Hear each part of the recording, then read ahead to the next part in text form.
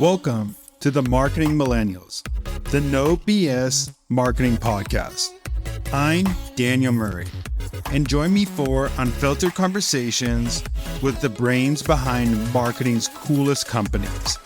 The one request I tell our guests, stories or it didn't happen. Get ready to turn the up. We're back with another episode of Marketing Medicine. Today we're tackling a big one, navigating layoffs. When your team size shrinks but growth goals keep climbing, the pressure is real and the stakes are higher than ever. But don't worry, we've got the perfect doctor in the house. Joining us today is Ryan Glanzer, Director of Lifecycle Marketing at Consumer Affairs. Ryan's a pro at maximizing impact with fewer resources, aligning leadership expectations, and keeping teams motivated when the going gets tough. So let's dive into the symptoms, prescribe some solutions, and get your marketing back on track. Okay, marketing bestie, I'm going to say something crazy. You don't need more customer data. You have the info. You just don't have the time or tools to actually use it to drive revenue or nurture customers. If that sounds like you need to visit Iterable. Iterable is an AI-powered platform for marketers that takes first-party data and delivers ultra-personalized messages for every marketing channel without the engineering lift. Iterable's AI features help build personalized campaigns fast, predict what your customers need, and fine-tune every message for your engagement, cutting busy work so you can focus on being creative.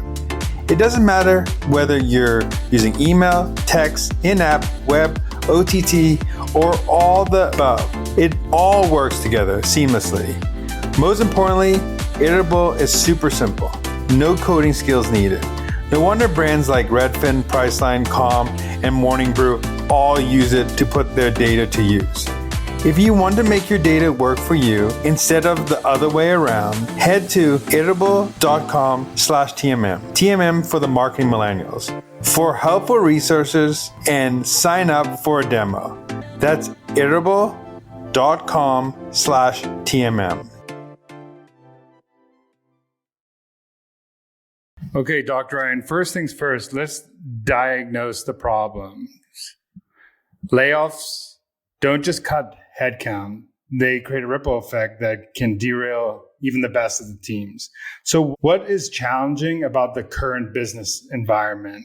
Yeah, I think it's obvious. Consumers are a lot more concerned about spending or borrowing money, and rightfully so. I myself am right in the thick of it with everybody else. I'm avoiding making big life changes because of this environment. And I see the consumers that we market to feeling the same things. For instance, I'm driving my old Chrysler Town & Country minivan into the ground because of how much more expensive cars have gotten in just the last few years. And it breaks down constantly. And I rely on a combination of my dad's expertise, who's an auto mechanic in South Dakota, and ChatGPT to diagnose the issue, and then YouTube instructional videos to fix it. And I've saved thousands that way, and I kept the van on the road.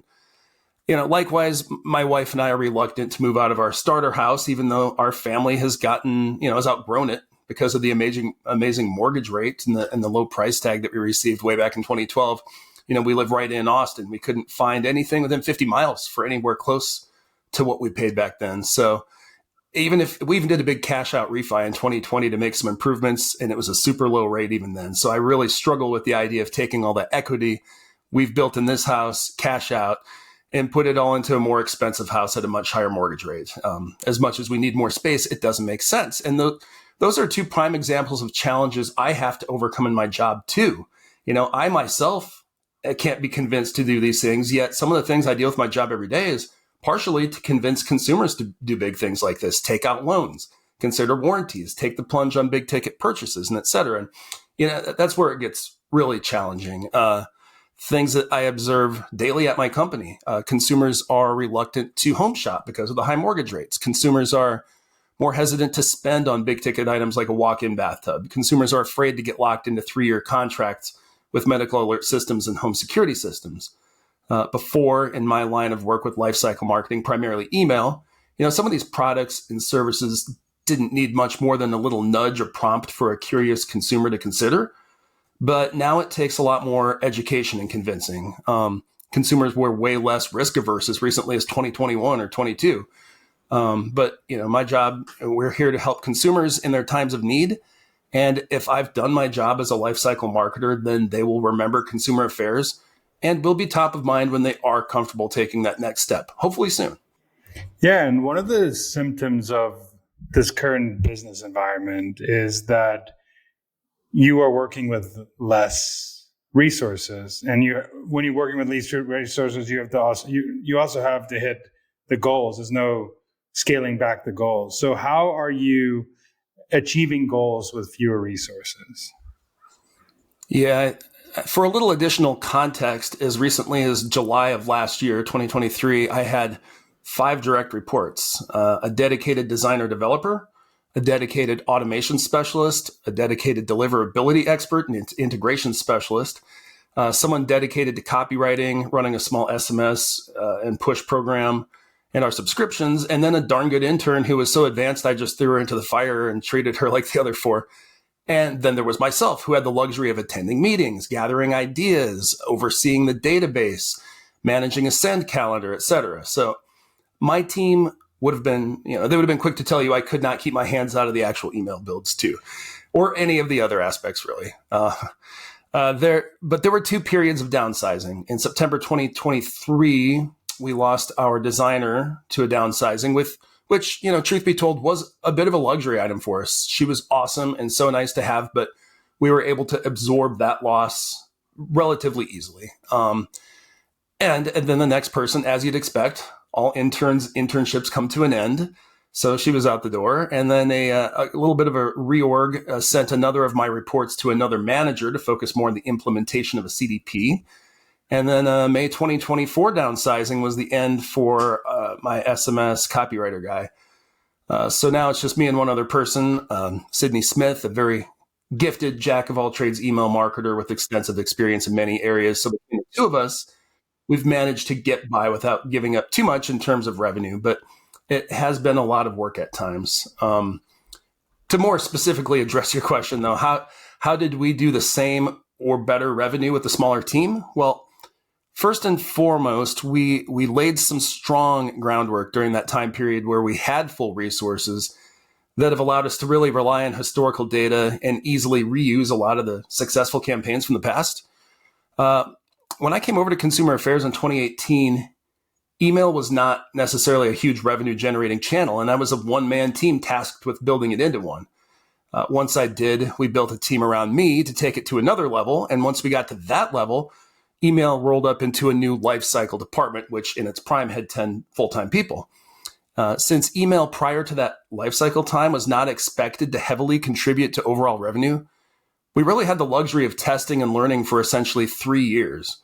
I now know what message resonates with auto warranty shoppers in November, for instance, and I know the exact layout and way of formulating a subject line that resonates with senior consumers looking to age in place. So I frequently rely on past success with minor adjustments instead of full rebuilds. My team does not have the luxury of building brand new campaigns from the ground up every single time we send a mass marketing email, which is 5 to 10 times per day to various segments.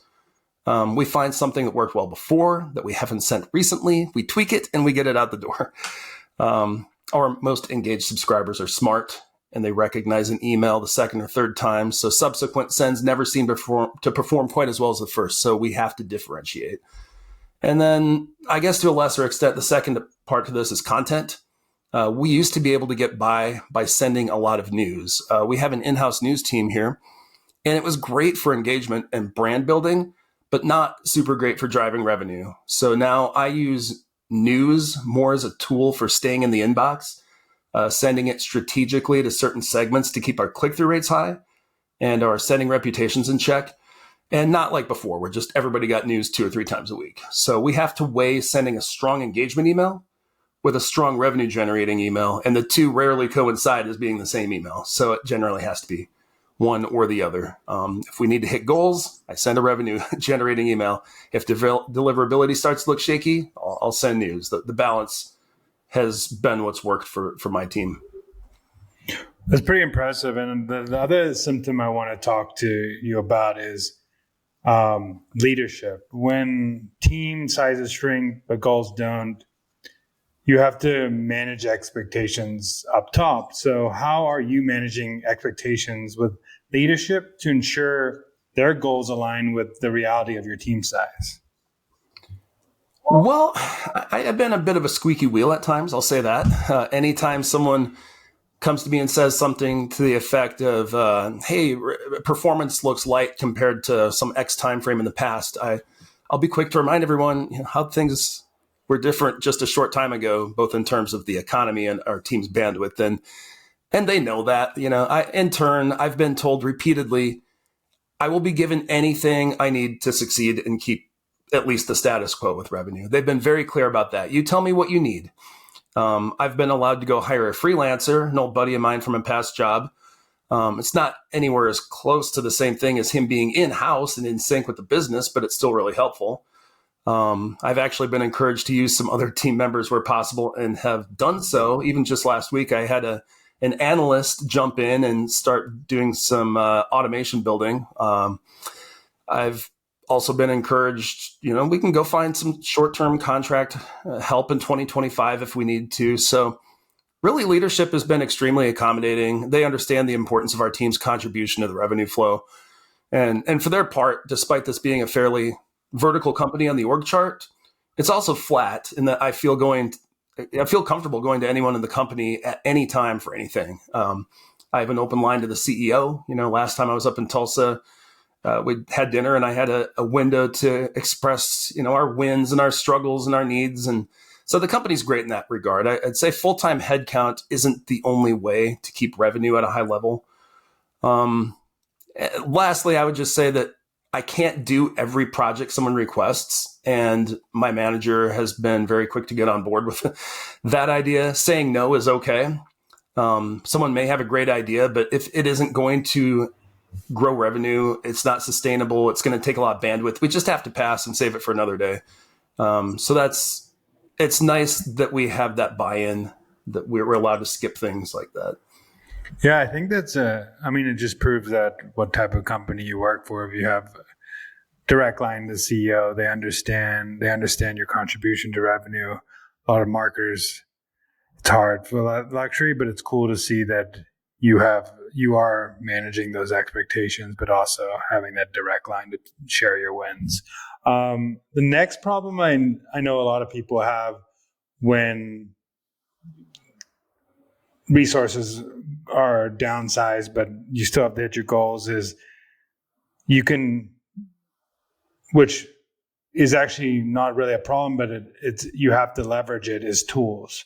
So with fewer hands on deck, you need the right tools, which could be a game changer. But let's talk about how tech is helping your team stay efficient. What tools are you leaning on or implementing to help your team maintain output and efficiency? Yeah, my answers are probably pretty unoriginal, but I'm just a chat GPT junkie now. I mean, I enter 20 to 30 work-related prompts per day. I'm using it to rewrite emails, suggest subject lines, fit copy into certain blocks, write and tweak HTML and CSS, do time-consuming spreadsheet manipulations, all types of stuff. And our company's really working hard to make sure everyone's utilizing AI at 100%. Midjourney is another favorite. I've got my license. I used to have to sit on stock photo websites searching for the perfect photos, and frequently had to settle for something that was not a great fit. Now I'm churning out new imagery on the fly and having a lot of fun doing it. And it's been a huge win. It's cost effective and a time saver, and ultimately better at conveying our messaging. Now between those tools, I can make our emails look fundamentally different while reusing the basis of past successful creatives. Lastly, we're on the very early stages of what could be defined as a decision engine of sorts. That would hopefully ingest our database and recommend the next best messaging type, and then connect to various marketing tools and deploy campaigns on its own. We're trying to build this all internally. If it's successful, it would be infinitely more streamlined for my team, and I would simply manage a text-based catalog that populates a singular, fully dynamic email template. So we're hoping that that's a success, but in the meantime, it's a lot of work up front for me and other, various other team members building this and getting it out. We'll check back in a year and see if it's a reality. That's actually super cool. So I just want to ask you a little bit about that quickly. I know you're heavily utilizing AI to make sure that you are use it through all the lifecycle marketing you're doing. So it's going to become like the database for content, and we'll be able to trigger out campaigns by itself. But people don't realize like there is upfront work with AI. It helps you with your daily, but making it into something that's crazy like this is pretty cool. So that's really cool that you guys are implementing that. I haven't heard it that far down the road for a lot of people who are using AI right now. Yeah, we're hopefully some bit of a pioneer in the industry here as we build out our own AI engine to do our jobs for us. We'll see. We all know you should personalize customer experiences, but actually doing it across every channel, good luck. Thankfully, there's Iterable.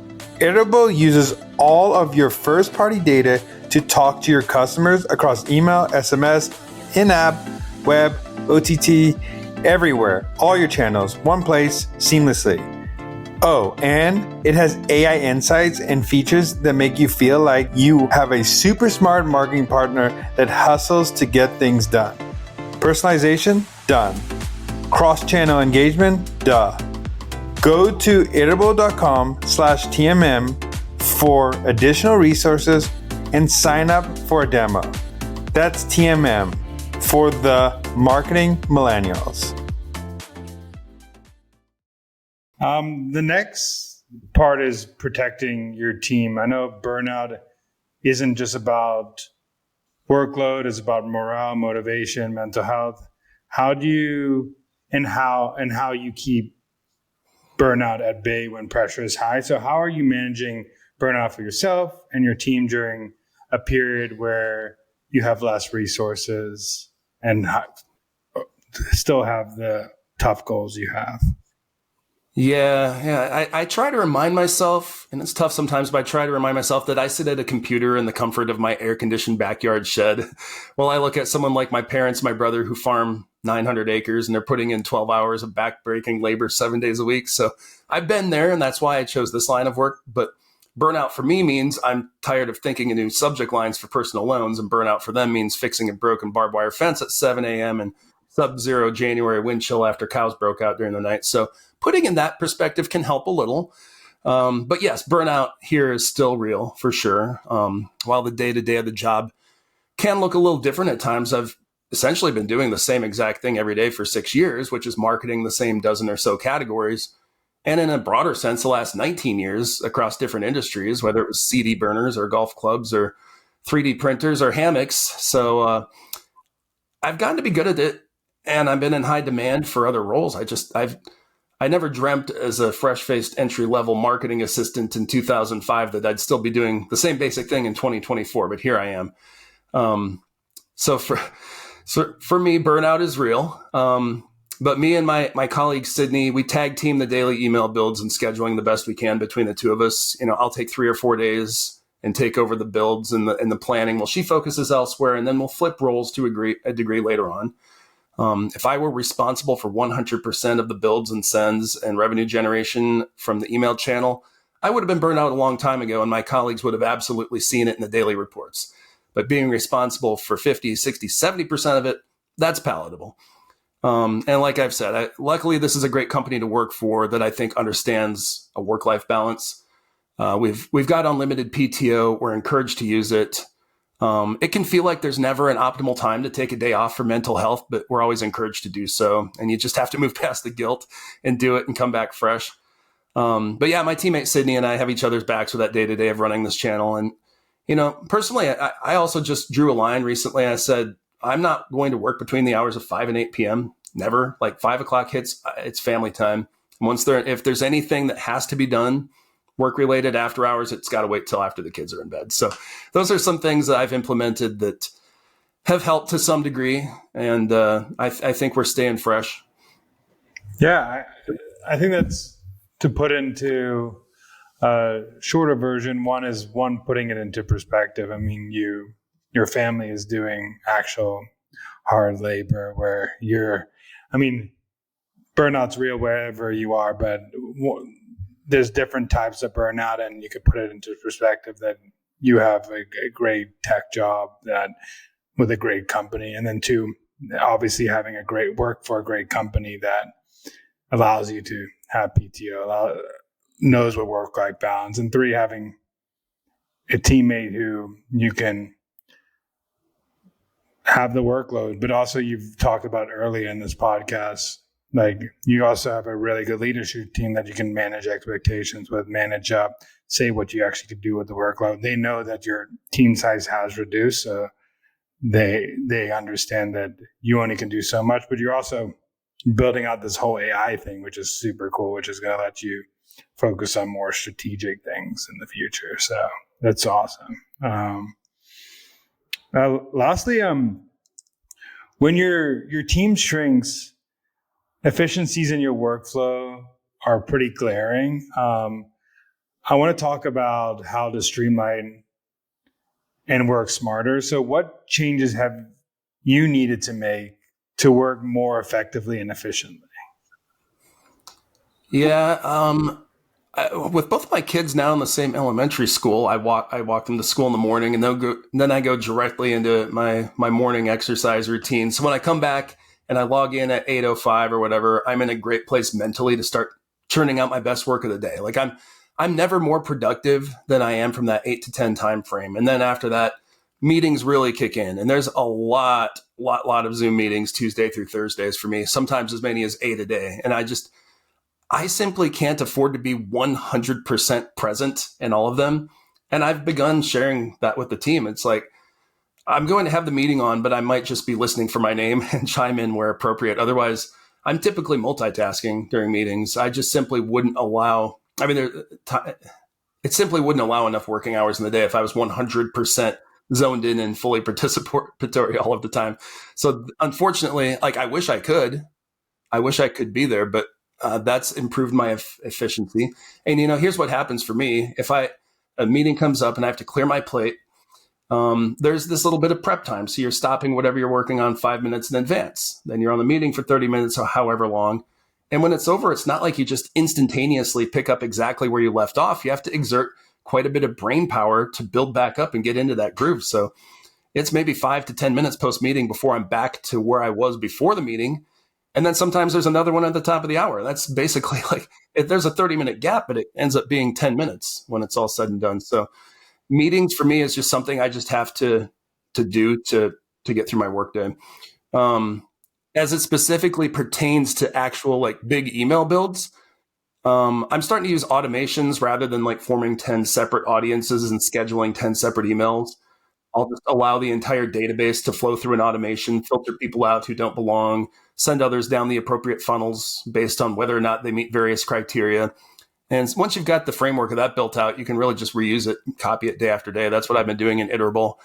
Now we're essentially just forming one list and scheduling one send, even if it's still 10 emails. It's a big time saver. And then to that degree, I've also worked hard to make templates much more dynamic. So a singular email can render differently for like up to 25 different audiences. If a user's category ID equals 223, they will see a completely different email than the person whose category ID equals 812, for instance. So we've gotten really good with using catalogs to make our emails dynamic and cut down on a lot of the workload there. Well, thank you so much for coming on, telling us about how you're dealing with this current issue that most marketers are plagued with during this time period, which is stating again, having smaller teams, bigger goals. But it seems like you have been able to tackle it with a few different things. But one, working for a great company. Two, using the right tools. Three, having a great teammate to lean on. Four, learning how to deal with burnout and putting it in perspective and learning how to do it for yourself.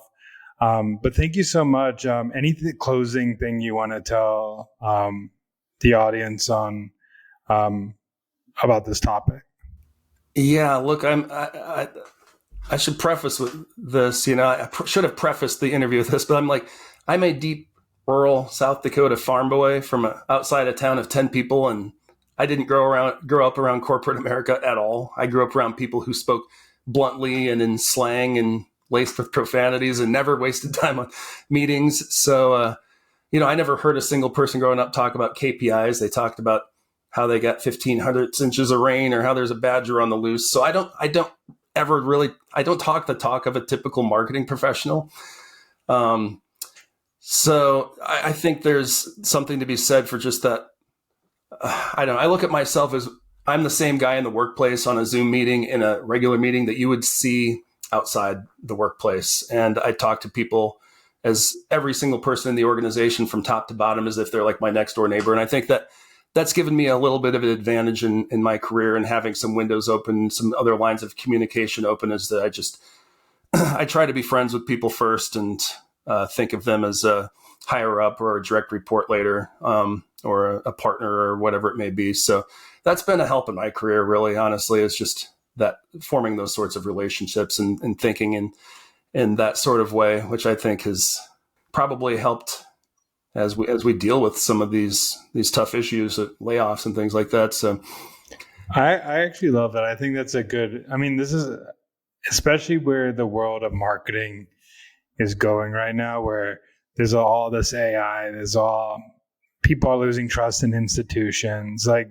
to be a marketer that is like authentically you, who shows up exactly at work, outside of work, I think that's like a breath of fresh air in the industry, because people don't realize that people are the same. Like, the person who's showing up for work also has a family, they have interests, they do things outside of work. It's not only, you don't have to be your corporate self all the time. So I think that's a breath of fresh air. And thank you so much for sharing your story with us, and I appreciate it. Yeah, absolutely. Well, thanks for having me. Thanks so much for listening. Keep tuning in to hear more great insights from the coolest marketers from around the world. If you haven't already, make sure to subscribe and follow the Marketing Millennials podcast on Apple Podcasts, Spotify, YouTube, or wherever you get your podcasts. And if you like what you hear, I would greatly appreciate you giving us a 5-star rating. It helps bring more marketers into our community.